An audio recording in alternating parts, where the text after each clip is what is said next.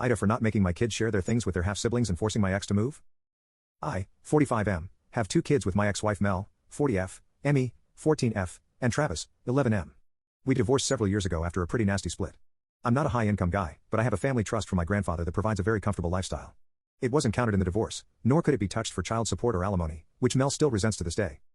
Mel never went back to work after the divorce. She used to be a teacher, and I let her live rent-free in one of my parents' properties so the kids could stay close. She's since remarried and has 2 more kids with her new husband, but money seems to still be a major issue in that household. Here's where the real issue starts. My kids have a much nicer life, for lack of a better term. They go to private school, get good gifts, recently, a Switch 2, lacrosse gear, and a new MacBook, and take vacations with me and my family. Their half-siblings don't get the same, and it's led to a lot of jealousy and fighting. My kids refuse to share their stuff with their half-siblings anymore because things have been broken in the past, like a PS4 that mysteriously stopped working after a visit. They don't want their stuff ruined, and honestly, I don't blame them.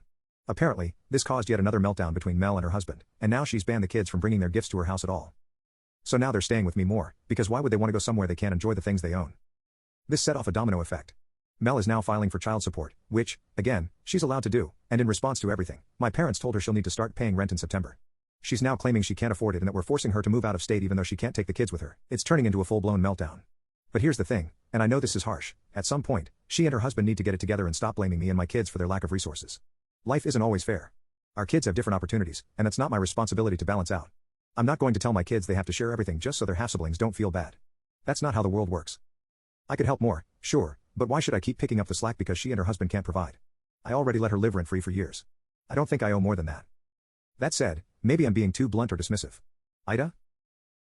Your ex has not gone back to work, remarried, and her new husband and kids live rent-free along with your kids, in a property owned by your parents. Your ex wants you to subsidize her and her new kids. NTA, but you should go to court for majority custody. The environment at your ex's is toxic.